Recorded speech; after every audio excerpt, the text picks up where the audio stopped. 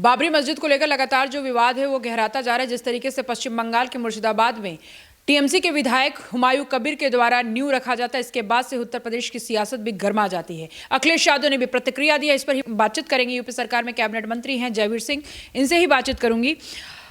Sir, सवाल यहाँ है कि क्या अयोध्या वाली बाबरी मस्जिद अब पश्चिम बंगाल के मुर्शिदाबाद में बनेगा? क्योंकि जिस तरीके से सत्ताधारी पार्टी के विधायक द्वारा बाबरी मस्जिद का नींव रखा जाता है, आपको नहीं लगता कि किस तरीके का भावनात्मक सियासत को अब घेरा जा रहा है? निश्चित रूप से जो वहाँ के टीएमसी के विधायक, निलंबित विधायक, पार्टी से निष्कासित विधायक के द्वारा जो भी हो निष्कासित विधायक टीएमसी, उनको यार इस तरीके से एक भावनात्मक मुद्दा उछाल करके एक लोकप्रियता हासिल करने का प्रयास हो रहा है। और जिस तरीके से बाबरी मुद्दे को पुनः हवा देने का काम हो रहा है, इससे एक वातावरण गर्म हुआ, ये सही बात है। लेकिन हम लोगों की सेहत पे इसलिए कोई फर्क नहीं पड़ेगा कि हम लोग चाहते हैं विकास, हम लोग चाहते हैं घुसपैठ का खात्मा पश्चिम बंगाल में, हम लोग चाहते हैं पश्चिम बंगाल बहुत अच्छा विकसित प्रदेश बने, विकास के ट्रैक पर दौड़े जो उतर चुका है। हम लोग चाहते हैं कि वहाँ के विकास के हित में घुसपैठ को रोकने के लिए एक मजबूत ताकत के रूप में भारतीय जनता पार्टी की सरकार में बननी चाहिए। अखिलेश यादव से जब इस बारे में पूछा गया तो अखिलेश यादव कह रहे हैं भाजपा जो है वो इमोशंस से खेलती है, इमोशंस से खेलती है, और इसलिए जो है कहीं ना कहीं दूसरा पक्ष जो है उसका भी जो इमोशन है, मतलब कहने का उनका निहितार्थ यही था कि उसका भी इमोशन कभी ना कभी उठ जाता है। अब अखिलेश जी का अपना क्या है वो तो आप भी जानते हो, हम भी जानते हैं। लेकिन मुझे लगता है कि इमोशन से खेलना भारतीय जनता पार्टी का नहीं है, बल्कि वास्तविक धरातल पर जो देश हो चाहे प्रदेश हो, वो खुशहाली के रास्ते पे जाए, विकास के रास्ते पे जाए, लोक कल्याणकारी और जन कल्याणकारी योजनाओं का लाभ व्यापक रूप से मिले, वास्तविक पात्र को मिले, उसके दरवाजे तक विकास की योजना दस्तक दें, जन कल्याणकारी योजनाओं का उसके दरवाजे तक लाभ पहुँचे। ये प्रयास केंद्र की योजनाओं को आप देखेंगे या प्रदेश की योजनाओं को देखेंगे, आपको पारदर्शी तरीके दिखता हुआ नजर आएगा। आज देश की अर्थव्यवस्था की बात करें, देश की इकोनॉमी की बात करें, जीडीपी की बात करें, या उत्तर प्रदेश की हम बात करें, तो जिस तरीके से हमारी परफॉर्मेंस है उसी को जनता ने स्वीकार भी किया है, खरा भी उतरा है। और उसी खरे उतरने के कारण चाहे केंद्र का चुनाव हो या प्रदेश विभिन्न प्रांतों के चुनाव हो, हम लोगों को जनता का स्नेह, आशीर्वाद और समर्थन व्यापक रूप से लगातार मिल रहा है। सर, हमारे देश में सियासतदारों को किसी भी मंदिर मस्जिद जाने का कोई रोक टोक नहीं है, ठीक है। अखिलेश यादव उस तारीख बड़ा राजनीति में मायने रखता है। अखिलेश यादव 6 दिसंबर, जिस दिन बाबरी विध्वंस का वर्षी का दिन था, उस दिन अखिलेश यादव आगरा के फतेहपुर सिकरी में शेख सलीम चिश्ती के दरगाह पर जाते हैं, चादर चढ़ाते हैं, उनके साथ उनकी पत्नी भी होती हैं।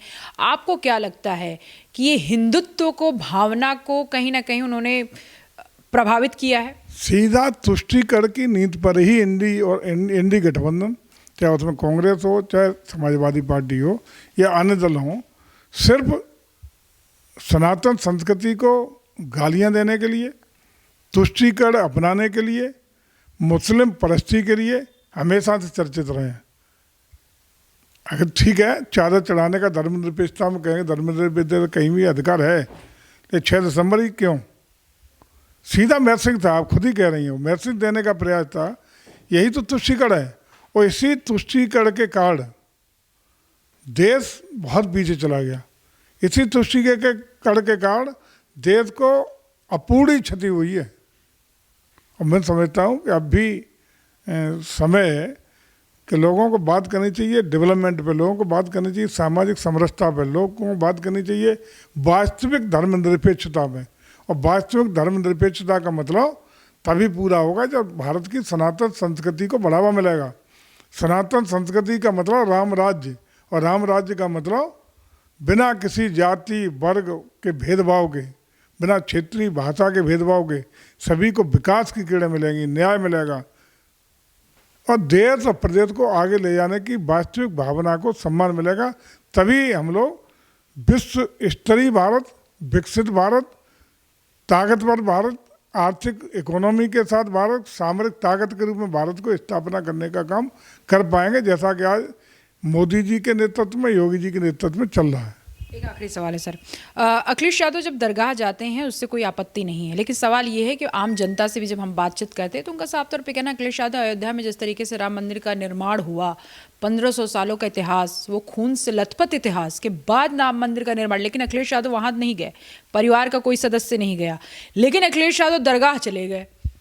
दरगाह भी गए, देखिए न जाना तो हिंदू समाज मान सकता था, चलिए नहीं गए, लेकिन दरगाह जाना 6 तारीख को जाना,